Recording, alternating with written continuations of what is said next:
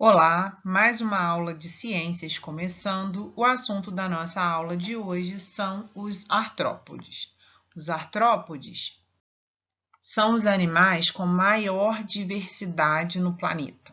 O maior número de espécies conhecidas está no filo dos artrópodes. A palavra artrópode significa pés articulados. Isso faz referência direta ao fato de que esses animais apresentam apêndices articulados, não apenas os locomotores, mas também as suas antenas, aparelhos bucais e etc. Eles apresentam também um exoesqueleto de quitina. O que isso significa? Que existe uma estrutura, como se fosse uma carapaça rígida, externa ao corpo, e ela é feita de um açúcar, chamado quitina. O corpo desses animais é segmentado, ou, como nós dizemos, tagmatizado. Os artrópodes, devido à presença do exoesqueleto, eles têm um crescimento diferente do nosso. Então, se nós observarmos aqui, por exemplo, um indivíduo da espécie humana, nós teríamos, ao longo do tempo, nós teríamos uma curva de crescimento parecida com isso daqui. Um crescimento contínuo. Esse aqui é o ser humano. O mesmo não é observado nos artrópodes, porque devido ao exoesqueleto, ele vai dificultar o crescimento. Então, vão ocorrer mudanças, que são chamadas de mudas ou equidizes. Então, o filhote nasce, o artrópode nasce, ele cresce, secreta o seu exoesqueleto, tem uma fase de crescimento estacionário, sofre uma muda, cresce de novo, secreta um esqueleto novo, para de crescer um tempo, sofre outra muda ou equidise e volta a crescer até atingir o seu tamanho limite. Então, nós podemos dizer que existem fases diferentes, né? Eu tenho aqui uma fase de crescimento, eu tenho aqui uma fase estacionária, que não há crescimento. E eu tenho aqui o processo que nós estamos chamando de muda ou equidise, tá? Essa muda, essa equidise, ela vai permitir o crescimento do artrópode, tá? Ela vai acontecer tantas vezes forem necessárias dentro do ciclo de vida do animal. Algumas vezes a gente encontra, por exemplo, o exoesqueleto das cigarras, né? É muito comum a gente achar, onde tem cigarra, o exoesqueleto da cigarra fendido, partido. E aí a gente ouve aquela história de que a cigarra cantou até estourar. Na verdade, o que você está achando ali é uma exúvia, que é o exoesqueleto que foi trocado, né? Então, ela abandona o exoesqueleto velho, ela produz um exoesqueleto novo e aí ela segue a vida. Nesse período que ocorre a muda, o animal está mais suscetível à predação, então é normal que ele também fique escondido durante esse período, porque ele está mais molinho, né? O corpo está mais mole, então ele evita saídas que possam colocá-lo em risco. Os artrópodes são classificados em 4 grandes grupos. Os aracnídeos, que são as aranhas, escorpiões, carrapatos, ácaros, cravos de pele. Os crustáceos, que são os caranguejos, camarão, siri, lagosta, lagostim, tatuzinho de jardim. Os insetos, abelhas, moscas, mosquitos, borboletas. E os quilópodes e diplópodes, que são chamados de miriápodes. Miríade é milhares, podes, pés. Miriápodes seriam milhares de pés. Na verdade, é um pouco exagerado essa nomenclatura, mas eles realmente têm um número bem grande de pés, porque o número de pés vai variar de acordo com os segmentos corporais. Então, vamos conhecer cada um desses grupos. O primeiro grupo é o grupo dos aracnídeos. Os aracnídeos são artrópodes terrestres, com corpo dividido em cefalotórax e abdômen. Vamos olhar aqui com um pouquinho de atenção. No cefalotórax, que é uma junção da cabeça com o tórax do animal, é essa parte aqui, ó. Nós temos todos os apêndices locomotores, os 4 pares de pernas estão no cefalotórax, bem como os apêndices de manipulação, né, no caso aqui o pedipalpo, e de captura do alimento aqui, que é a quelícera, tá? No abdômen, nós temos os órgãos internos e reprodutores, basicamente. Não há órgãos de locomoção, órgãos sensoriais saindo aqui do abdômen desse animal, tá? Então, eles têm 4 pares de pernas, 1 par de quelíceras, as aranhas, os escorpiões não têm mandíbula, e 1 par de pedipalpo, que serve para manipular a presa. No caso do escorpião, o pedipalpo é a própria quela, é a própria garra do escorpião. Elas fazem uma digestão extracorpórea. Como eu falei para vocês, os aracnídeos não têm mandíbula, né? Então, o que acontece? Eles capturam, vamos pensar nas aranhas, elas capturam o seu alimento, envolvem na teia, lançam dentro dessa teia os sucos digestivos, a digestão ocorre dentro desse casulo de teia e depois ela ingere aquilo que já foi digerido, ok? Então, isso é uma digestão extracorpórea, acontece fora do corpo do animal. Então, quem são? Os aracnídeos, aranhas, escorpiões, carrapatos, cravos de pele e os ácaros, tá? Que provocam alergia, que a gente está tão acostumado a ouvir falar deles. Os crustáceos são o segundo grupo de artrópodes, podem ser aquáticos ou terrestres. O nome crustáceo vem de crosta, isso se deve ao fato de que aquele exoesqueleto de quitina nesses animais ele é reforçado por sais de cálcio, então ele é mais resistente, ele é mais duro. Eles têm também o corpo dividido em cefalotórax e abdômen. Apresentam 2 pares de antenas, já apresentam mandíbulas e todos eles têm respiração branquial, mesmo aqueles que vivem no ambiente terrestre. O exemplo mais comum de crustáceo que vive no ambiente terrestre é o tatuzinho de jardim, que é aquele que a gente chama de tatu-bolinha. Ele também respira por brânquias, tá?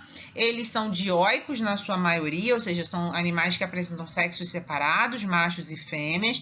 Em alguns casos existe dimorfismo sexual e o desenvolvimento indireto é o mais observado, ou seja, forma-se uma larva que vai sofrer metamorfose. Tá? Aqui a gente tem uma lagosta e um tatuzinho de jardim aqui para vocês observarem. Então, aqui, ó, observa. Aqui eu tenho o cefalotórax. De novo, tá? Do cefalotórax saem os órgãos de locomoção. As antenas, eu tenho uma antena longa e uma antena curta, tá? As patas, esses animais aqui, né? Eles pertencem à classe Decápoda, porque eles têm 10 pernas, tá? Então, a gente começa a contar dessa aqui. 1, 2, 3, 4, 5, né? 5 pares de pernas, tá? Não é quelícera, o nome disso aqui, é só pinça ou quela. Quelícera é 2 aracnídeos. Pode ser quela. E aqui o tatuzinho de jardim, que é o exemplo que eu falei de um crustáceo terrestre, tá bom? Os insetos. Os insetos eles têm o corpo dividido em cabeça, tórax e abdômen. É dentro do grupo dos artrópodes o mais bem sucedido, né? Além de tudo, eles podem voar. Então, eles estão em todos os ambientes, na água, né? Não necessariamente mergulhando, mas usam a água para sua reprodução, entre outras coisas mais, tá? Então, esse grupo apresenta asas. O corpo aqui, ó, divide-se em cabeça. Na cabeça, eu tenho os órgãos sensoriais e os órgãos de alimentação. No tórax, a gente tem os órgãos de locomoção, que são 3 pares de pernas e 1 ou 2 pares de asas. E no abdômen, de novo, os órgãos internos de reprodução do animal, tá? Tem tubo digestório completo. Tem diferentes tipos de aparelho bucal, então eu tenho insetos que têm capacidade de mastigar, insetos que têm capacidade de sugar, insetos que têm capacidade de lamber, de picar, e etc. Existem 26 ordens de inseto, das quais, olha aqui, ó, a maioria delas são besouros, tá? São esses aqui, ok? Aqui a gente tem as borboletas, né? Aqui a gente tem formigas e abelhas, tá? E aqui a gente tem besouros. Besouro, aqui o percevejo e etc. O desenvolvimento dos insetos ele pode ser de 3 tipos. Um inseto ele pode ter um desenvolvimento direto, sem passar por metamorfose. Nesse caso, a gente diz que ele é ametábolo. A é prefixo de negação, lembra disso? Então, aqui A significa não. Metábolo, metamorfose, né? Então, ele não passa por metamorfose. O inseto filhote é uma miniatura do inseto adulto. No segundo caso, a gente tem um desenvolvimento parcial, uma metamorfose parcial, que é o hemimetábolo. Esse M aqui significa metade, meio. Tá? Então, sofre uma meia metamorfose. O inseto jovem, né, que é chamado de ninfa, não tem asa. Tá? A diferença da ninfa para o adulto é o desenvolvimento da asa. E o holometábolo, holos completo, é aquele que vai sofrer metamorfose completa. É o caso da mosca, do mosquito, das borboletas, tá? Então, eu tenho uma larva, essa larva, que a gente chama às vezes de lagarta ou de larva mesmo, né? Ela forma uma pupa e dessa pupa sai um adulto, tá? Que é completamente diferente do filhote. Então, 3 tipos de desenvolvimento, isso é muito importante na caracterização e na classificação dos insetos. O último grupo que nós vamos falar dos artrópodes são os quilópodes e os diplópodes. Eles são bem parecidos com os insetos do ponto de vista do funcionamento corporal, embora não tenham asas, então não são capazes de voar, tá? Tem o corpo dividido em cabeça, você pode observar aqui, ó, cabeça, cabeça e tronco, tá? No caso dos quilópodes, que são as lacraias, nós temos animais cujo cada segmento corporal que forma o tronco sai um par de pernas. Então, eu tenho um par de pernas para cada segmento do corpo. Elas apresentam, né, antenas, mandíbula e eles têm essa estrutura aqui, ó, que é a forcípula, tá? Aqui a gente tem uma lacraia. Eles são animais predadores e peçonhentos, ou seja, são capazes de inocular veneno, tá? O próximo grupo, que é o grupo dos diplópodes, está representado aqui pelos gongolos ou piolhos de cobra. São animais inofensivos, extremamente importantes nos ecossistemas porque eles são detritívoros. Eles se alimentam daquela folha que caiu do resto da matéria orgânica antes da decomposição propriamente dita, tá? Então, eles também têm corpo dividido em cabeça e tronco. O problema é que os segmentos aqui se fusionaram, né? E cada anel desse aqui tem 2 pares de perninhas, que vocês estão vendo aqui. Eles também apresentam antenas, mas a antena aqui é bem curtinha, tá?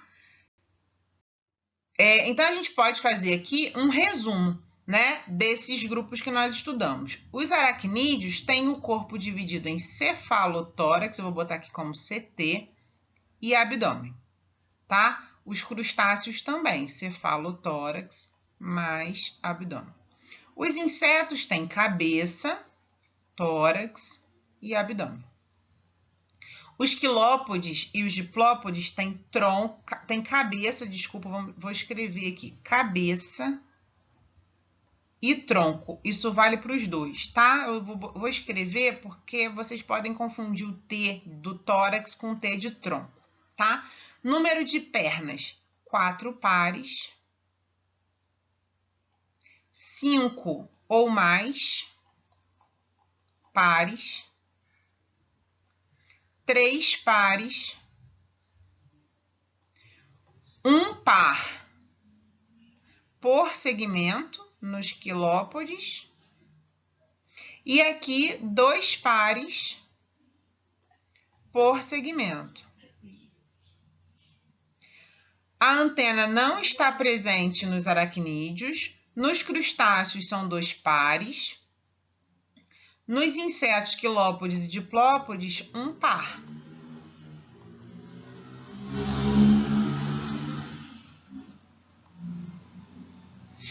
quelíceras e pedipalpos somente nas aranhas e nos escorpiões, né? Então, aqui, quelícera e pedipalpo, sim. Em todos os demais, não. Asa só nos insetos. Em todos os demais, característica ausente. Aqui, então, nós temos aranhas, escorpiões. Nos crustáceos, eu posso botar o siri e o camarão. Nos insetos, a gente pode botar abelha e mosquito.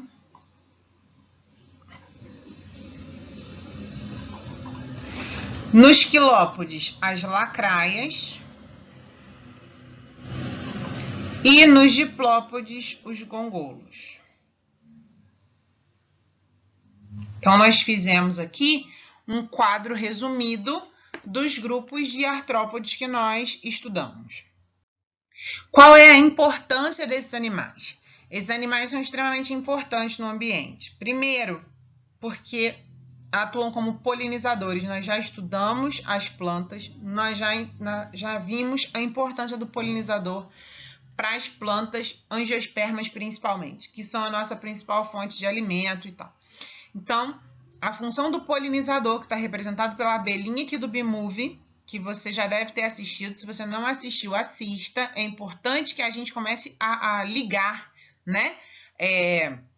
As situações, as animações que a gente assiste com a matéria que a gente está vendo. Elas são, né, os principais polinizadores, hoje ameaçadas de extinção. São vetores na transmissão de algumas doenças. Aqui o Aedes aegypti, que é vetor na transmissão da dengue, da zika, do chikungunya, da febre amarela urbana. Podem provocar acidentes. Aqui eu tenho uma aranha marrom e o desenvolvimento da ferida, né, causada pela picada de uma aranha marrom, tá? Não é só a aranha marrom, né? Existem outras aranhas, escorpiões, as lacraias, que nós já falamos. Então, são animais peçonhentos que podem levar, inclusive, à morte se não houver um tratamento rápido, a administração de soro, né? Anti-aracnídeo, anti-escorpiônico e etc. Tá? E também são usados como alimento. Aqui eu coloquei uma foto de um prato com camarão, mas não são só os crustáceos que são utilizados como alimentos, né, no mundo hoje. Os insetos, de uma maneira geral, eles têm sido, alguns países já fazem, né, uso de insetos na sua dieta, mas o inseto é uma possibilidade muito real na alimentação. Por quê? Eles podem ser criados em locais relativamente pequenos, são extremamente ricos em proteínas e em nutrientes e podem substituir facilmente, né, a produção de carne no futuro. Então, na aula de hoje, nós vimos quem são os artrópodes, quais são as características principais de cada grupo de artrópode e qual é a importância desse grupo na vida da gente, tá? Até a nossa próxima aula. Espero vocês.